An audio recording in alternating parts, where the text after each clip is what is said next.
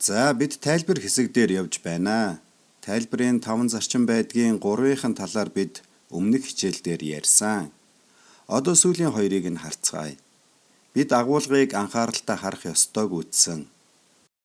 Тэгээд хам сэдв нь бүлэг дотор бүр бүтэн номын хэмжээнд ч байж болно гэдгийг харсан.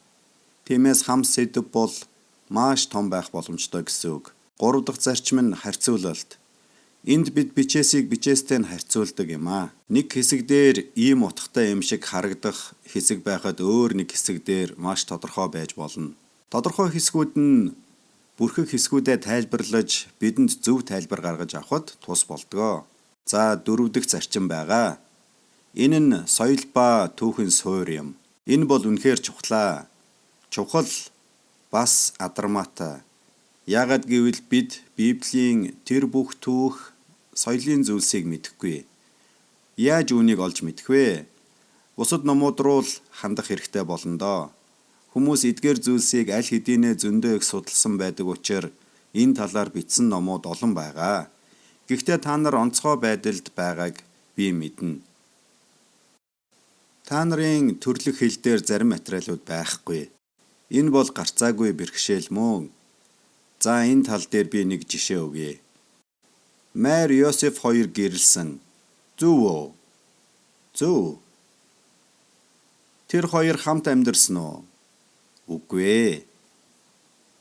Яагад гэвэл тэдний соёл ах үед эрэгтэй нь 14 орчим настай, эмэгтэй нь 13 орчим настайдаа гэрэлдэг байсан. Эцэг эх нь тэр гэрлэлтийг тохиролцож хийдэг. Тэгээд албан ёсны хүнээр эхнэр нөхөр болсон гэж батлуулдаг. Тэгээд буцаад тус тусынхаа гэрт харьдаг. Тэд хамт байдаггүй. Тэврэгч үгүй, үнсэгч үгүй. Тус тусынхаа гэрлүү буцаад явна. За тэгээд өнөөх залуу хүү 13 настай байлаа гэхэд одоо эр хүн болсон гэж тооцогдох учраа гэртээ хараад эцгийнхаа гэрт өөртөө орон гэр бэлдэж эхэлнэ. Ихэнхдээ эцгийнхээ байшин дээр нэмээд 2 дахь давхрыг нь барьдаг. Гал тогоо зочны өрөөгээд байр саваа барьж эхэлнэ.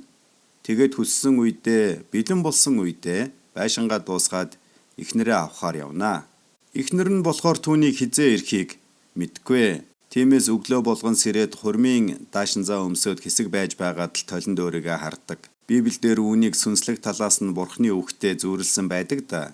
Толинд хараад тэр духан дээр хар юм болчихж гээд нүрээ угаана. Яагад гэвэл нөхөр нь хизээгүй ороод ирэх боломжтой. Орж ирэхэд нь ямар байдалтай байна тэр чигээрээ хурминдаа оролцсон. Тийм болохоор өглөөч, оройч тэр бэлэн байхыг хичээнэ. Үүнийг ойлгох нь маш чухал. Яагад гэвэл Есүс сүуд бүсгүйхээ араас ингэж ирнэ гэж дүрсэлсэн байдаг. Тийм болохоор хизээ гэдгийг нь мэдэхгүй учраас бид байнга өөрийгөө эргэн харж шийдэх ёстой гэм нүгэл байвал шийдээд явдаг юм аа. Есүс сонсогтун би ирээд та нарыг авнаа. Би хаан байна, та нар тэнд байх болно гэсэн. Би ирээд та нарыг аваад өөрийн орон байранд аваачна. Яг л түрүүний зураглалтай адил. Эзэн маань Тэнгэрийн улсад байгаа. Тэр бидэнд орон байр бэлдэж байгаа. 1-2 жил биш. Одоо 2000 жил өнгөрсөн байна. Бид ямар газар очих бол гэж бид бодсоор л. Үнэн дээр тэрийг бид мэдэх шаардлагагүй. Библи дээрээс энэ талаар бид олохгүй. Тэгэхээр Библиэд соёл ба түүхийн суурин чухал нөлөөтэй байдаг хэсгүүд нэлээд хэд байгаа. Еврей 11-р бүлэг дээр Мосе би Египтийн бүх эрдэнсээс илүү эзэн бурхантай хайртай гэж байна. Египтийн эрдэнэс гэж юу болохыг бид харах хэрэгтэй. Тэгээд харвал хөөх ямар амар юм бэ гэж дуу алдна. За өөр нэг жишээ байна. Энэ юуны зураг вэ? Эзний зоог байна. Гэхдээ энийг зурсан Да Винчи өөрийнхөө соёлын хүрээнд энийг зурсан байгаа юм. Бүх хүмүүс нь зураг авахуулах гэж байгаа юм шиг нэг игнэнд суучихсан. Ард талыг нь хардаа өдрийн цагаар байгаа биз дээ. Есүсийн дээгүүр өнгөрөх баярын хоол харанхуй болсны дараа болж байгаа. За энэ арай дээр зураг байна. Энд трикнилиум гэсэн гурвалсан ширээний засалт байна. Зочид нь ширээний гадна талаар нь суудаг. Ер нь бол хажуулддаг байсан л да. Ихэвчлэн зүүн талаараа налж хэвтээд баруун гараараа хоолоо авч иддэг байсан. Ширээнүүдийн дунд зай байгаа. Энэ зайгаар нь зарцсанаар үйлчилдэг байсан. Ус, хоол авчирч тавина. Энэ бол дээгүүр өнгөрөх баярын зоогийг зөв харуулсан зураг байгаа юм аа. Зүүн талд нь 1 дахь, 2 дахь, 3 дахь зочид байна. 2 дахь хүн нь цагаан хувцастай гол хүн байгаа. Есүс байгаа. Тэр талх аваад дүрээд Юдаст өгнө.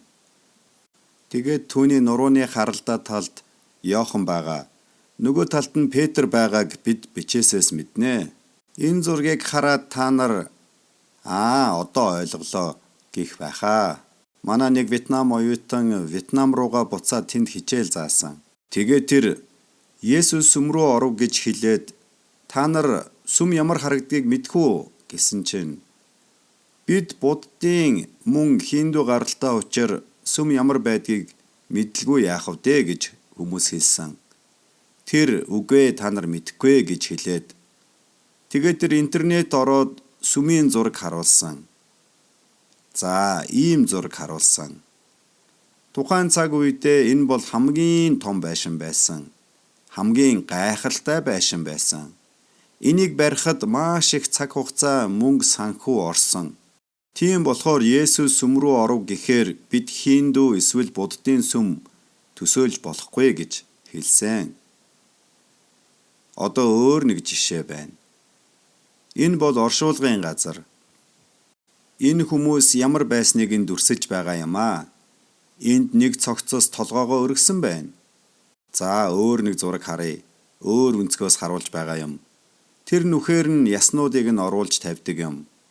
Үндсэндээ шарил нь яс болж хувхаархаар нь яснуудыг нь цуглуулад өвөг дээдсийнх нь яснуудтай хамт тавьдаг байжээ. Энэ оршуулгын газар Иерусалимийн гадна талд байдаг. Энд хэдэн үед амьдсан 50-60 хүний яс байсан. Энэ хүмүүсийн хэвтэж байгаа газрын доор байгаа хөндөд яснуудыг нь тавьсан байгаа. За, өөр нэг жишээ. Тамийн тухай ойлголт байна. Үхэгсдийн орон эсвэл Авраамийн өвөр гэж нэрлэдэг. Хуучин гэрээнүүд үүнийг Шеол буюу үхэгсдийн орон гэсэн байгаа. Тэгээд Есүс үхээд Авраамийн өвөрт очисон. Хуучин гэрээнд хүмүүс үхээд үхэгсдийн оронд очисон. Энэ нь сайн тал уу, муу тал уу? Луг 16-гийн 19-с 31-ийг харвал баян хүн ба Лазар хоёрын түүх байгаа. Эндээс ойлгомжтой харж болно. Адил зүйлийг хэлсэн өөр хэсгүүд бас байгаа. Энд Есүс үхлийн дараах теологийн тухай яриаггүй, харин зүгээр л мэддэг зүйлээ хэлж байгаа. Энэ бүх зүйл бол түүх, соёлын суурь юм аа. Судалж байгаа хэсгээ ойлгохын тулд ийм зүйлсийг ойлгох нь чухал. За, ингээд агуулга, хам сэдэв, харьцуулалт байна. Тэгээд түүх, соёлын суурь байна. Тэгээд дараа нь зөвлөлдөх гэсэн зарчим байгаа. Тэр бүх суурь мэдээллийг хинч бүгдийг нь мэдэх боломжгүй. Тийм болохоор номын сан руу явнаа. Би нэлийн хэдэн жилийг судалгаанд зарцуулсан. Үргэлж миний мэд чадхаас илүү их мэдээлэл хэрэгтэй болдог. Тийм болохоор хэрэгтэй мэдээлэл авахын тулд хаашаа хандхаа мэдэх нь чухлаа. Номын сан руу ханднаа.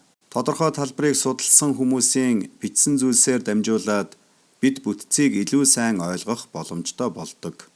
Грек болон еврей хэлний хувьд ч адилхан. Та нар грек, еврей хэл мэдэхгүй байж магад. Гэсэн ч мөнхийн улсад орж чаднаа. Гэхдээ хариултаа олохын тулд хэлний талаар хаанаас ирж хайхаа мэдвэл та нарт хэрэгтэй. Энэ талаар бид дараа нь ярих болноо. За, тайлбарлах үйл явцын ийм 5 энгийн зарчим байгааг өнөөдөр та нар олж харлаа.